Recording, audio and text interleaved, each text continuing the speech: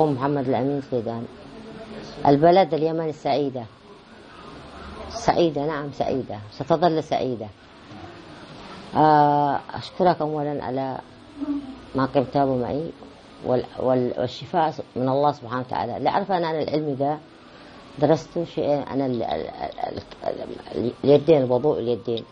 عندما تتوضأ مش تتوضأ هكذا، لازم تعمل ذلك كذا، مما يسبب، وخاصة للأصحاب المصابين بمرض الكوليسترول، يخفف الكوليسترول ويخفف من الجلطة في الجسم. درسته أنا، قرأته وليس درسته، قرأته عن الإذن. الإذن برضه فيها عدة أماكن حساسة يستخدمها المرء اللي هو متعلم علم مش أي شخص. علم يا ابني، أنت عارف علم قائم، وما أوتيت من العلم إلا قليلا. الإذن هذه فيها عدة أشياء ممكن يستخدمها الإنسان، تجد فيها أمراض في الجسد تساعد عليه. ولهذا حثنا الله سبحانه وتعالى أو رسوله صلى الله عليه وسلم على الوضوء 5 مرات. والوضوء مش وضوء يلا طربش، وضوء دقة، خلخلة الرجل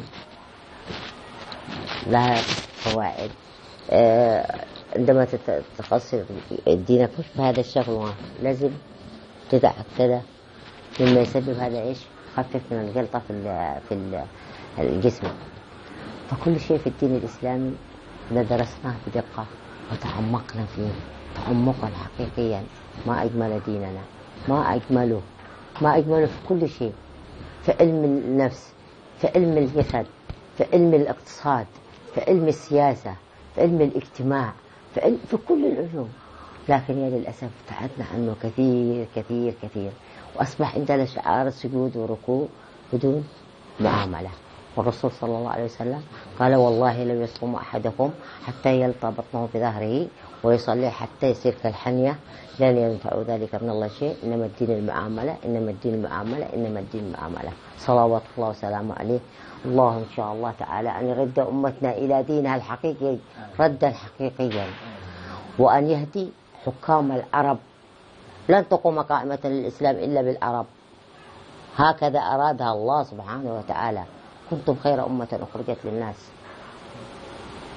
فالدين مربوط بنا، ويردنا الله إن شاء الله إلى ديننا مردا جميلا، ويهدي حكامنا يهديهم الله، يهديهم ويعرفون أنهم هم أقوى من أمريكا، أقوى من العالم كله. أعطاهم الله كل الإمكانيات، كل شيء أعطاهم الله، ولكنهم لم يتفكروا. وشكرا جزيلا.